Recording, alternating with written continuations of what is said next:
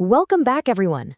If you're the kind of person who likes to cut through the noise and get straight to the facts, well, you're in the exact right place. Today's explainer is a rapid-fire tour of some absolutely fascinating developments happening across India as of June 18th, 2026. We are diving into hard data, the newest crop science, and the strategic chess moves that are quietly shaping the nation right now. So, grab your notebooks, get focused, and let's jump right into the snapshot.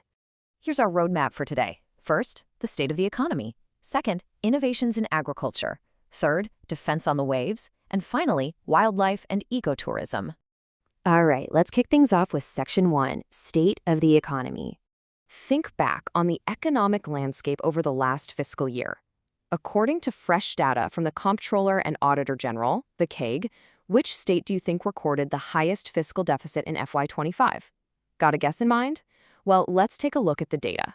So the numbers here are pretty stark. The highest is Meghalaya, charting a massive 8.69% fiscal deficit. They're followed by Nagaland at 6.14% and Sikkim at 5.59%. These top three states really illustrate a dramatic level of fiscal deterioration. In fact, experts are literally comparing this to the intense economic stress we saw during the COVID-19 period back in FY21. It's a huge indicator of regional financial health. But here's the crucial part. This isn't just an isolated regional issue. 18. That is a staggering number. Out of 28 Indian states, 18 of them exceeded the fiscal deficit ceiling of 3% of their gross state domestic product. I mean, when well over half the states in the whole country are breaking past that 3% ceiling, yeah, that signals a major shift in the national fiscal current. Building on that broader revenue picture, just look at this shift. The number of states holding a revenue surplus dropped from 16 in FY24 down to just 13 in FY25. Notice the specific states highlighted here: Bihar, Mizoram, and Telangana. All three of them flipped from a revenue surplus straight into a revenue deficit. But what you really need to take away from this is the momentum.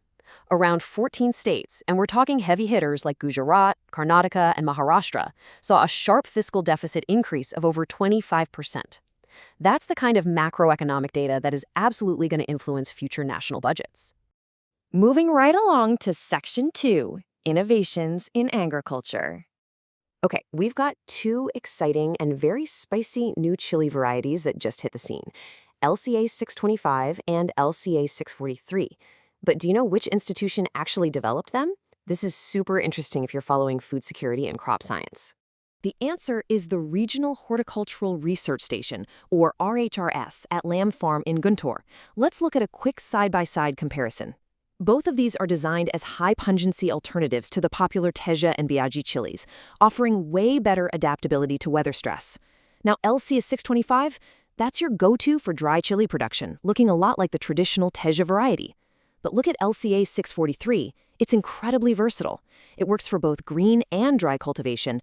It easily tolerates moisture stress. And here's the real kicker, it actually shows moderate resistance to the Gemini virus and black thrips infestations. Those are two huge threats to crop yields. For a farmer, that level of built-in resilience is an absolute game changer. Now, speaking of game changers for farmers, let's talk water infrastructure. The Tasgaon Lift Irrigation Scheme recently saw a letter of award issued for an upcoming project. But which state government actually launched this scheme? If you guessed Maharashtra, you nailed it. Let's unpack the micro details of this massive project. It's operating under the Maharashtra Krishna Valley Development Corporation, the MKVDC. And guys, this isn't just some small pipeline. We're talking about a comprehensive water distribution system designed to cover a massive 2,277 hectares of command area. Specifically, it's going to feed 6 different villages right in Satara Taluka, including Tasgaon and Degan. If you're tracking agricultural infrastructure, definitely file these stats away. This is exactly how you transform a region's entire agricultural output. Time for Section 3, Defense on the Waves. So, the INS Tarkosh has been making headlines recently for its overseas deployments.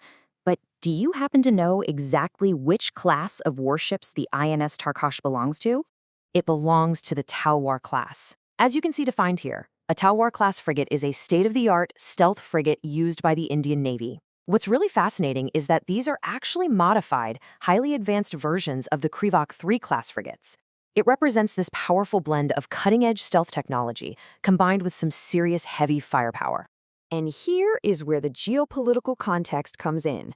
The INS Tarkash is the second of 3 such guided missile frigates, and it was actually designed and built over in Russia at the Yantar shipyard in Kaliningrad. So why is it making headlines right now? Well, it was recently deployed all the way down to Victoria, Seychelles, in the southwest Indian Ocean region.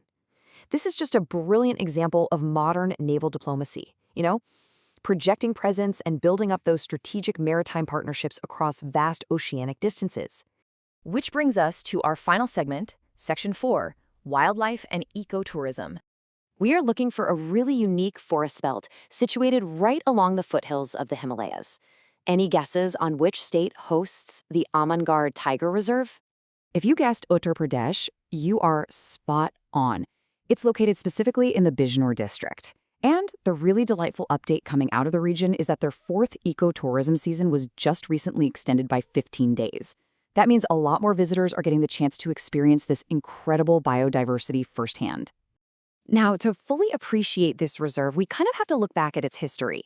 Amangarh forms a vital part of the Terai-Babar ecosystem, but what's really fascinating is how its borders came to be. Originally, this area was actually a part of the famous Jim Corbett National Park, but then history and cartography stepped in. When the state of Uttarakhand was officially created back in the year 2000, the Amangarh sector remained right there within the borders of Uttar Pradesh, so it ended up creating its own entirely unique legacy as an independent tiger reserve. And just like that, we've reached the end of today's snapshot. We've covered a massive amount of ground today, from staggering fiscal deficits pushing state economies to the brink, to the resilient new LC-643 chili seeds, the INS Tarkash patrolling the Southwest Indian Ocean, and finally, the thriving ecotourism of the Amangarh Tiger Reserve.